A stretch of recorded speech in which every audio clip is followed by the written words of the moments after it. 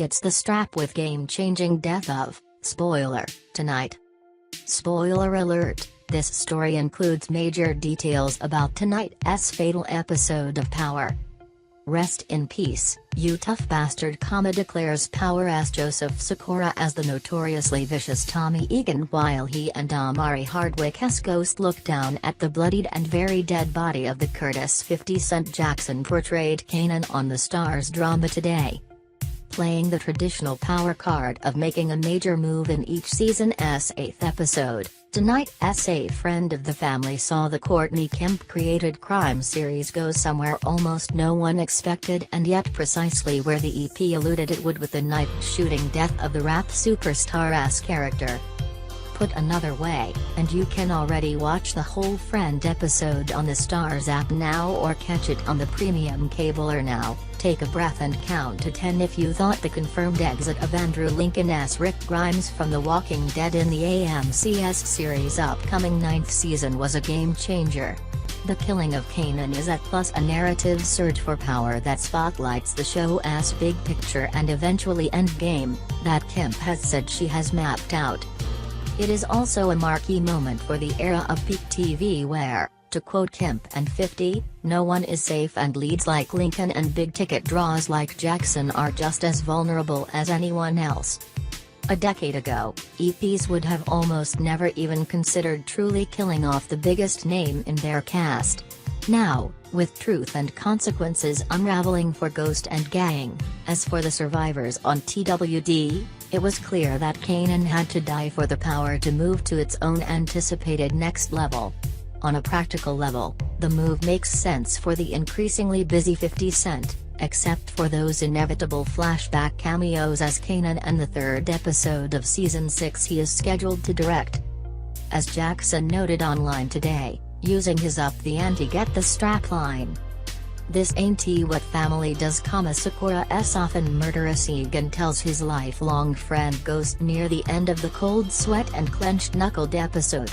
The surprisingly subdued duo are standing in the coroner's office and identifying the bloated Kanan but also maneuvering around each other in a guarded conversation about the stitching up and taking down of Jackson's character. Somehow, the potential kidnapping charge of increasingly Ghost's gangsterized teen son Tariq St. Patrick, Michael Rainey Jr., and a subsequent fatal shootout with the cops that is part revenge fantasy and part inevitability, offends or perhaps just scares, troubled Tommy. Yet, if Power has shown us anything over its 46-episode run so far, the killing of Kanan and the setup by Ghost's estranged wife Tasha, played to Mother Bear perfection today once again by Naturi Naughton, is exactly what the St. Patricks and their extended family do to anyone who gets in their way, including themselves. Just ask Lucy Walter's dead Holly character. Since Kanan manipulated Tariq to his side several seasons ago, the killing of Tasha and Ghost's daughter Raina, Donchia Hopkins, in the penultimate episode of Season 4 by Marcus Calendar's corrupt cop Ray Ray, and his murder, to mention the ever-expanding big and small screen empire of Jackson, it now also seems inevitable that Power was headed where it went today. Riddled with bullets in vital organs from New York's finest, the perpetually scheming and filiciding Kanan Stark was a dead man from the moment the cops pulled him and drug dealer in training Tariq over, no matter how polite 50's character or the very precisely named boys and girls in blue acted. On one level, going into Season 5's final 2 episodes and the already announced 6th season, the apparently permanent death of Kanan now sees a series that often avoids political currents diving right into the debate over police violence that has sadly become such a dominant voice in the national conversation of late.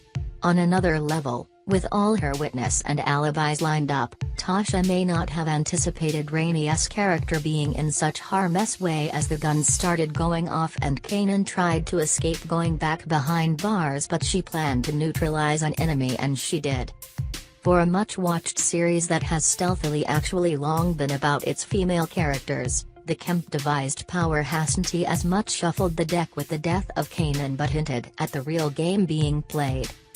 To that end, with Not an Ass Tasha and Leela Loren as federal prosecutor and Ghost SX and now present again lover Angela Valdez at the core, there's a beginning to be found by drilling deeper into the huge moves and some huge cast changes in Season 5 that Kemp announced last year. Step back from the shocker and you can see that tonight's Vladimir Kvetko and Safia M. Deary penned Hernan Natano directed Power is about the rise of Tariq as much as it is the death of Kanan. Scratching that Corleone scab that has long festered in the series, the strategic cold-bloodedness of the talented Rainey's character to pivot from ally to ally in his admitted extremely dysfunctional family pertains that as one king is dead, a new king is stepping up to claim his criminal empire. To also coldly turn on Kanan when questioned on the side of the road by the night, unveils a young man willing to accept who he is truly meant to be even if his protective parents can tee. Having dropped in an appearance by Kendrick Lamar in its July 29 episode among its many turns this year, there are plenty of places Power can still go this season, not to mention in Season 6. However, it is crystal from a friend of the family that the Starz series has shed an old skin tonight. That's what contenders do, evolve or die. This show is once again choosing the former.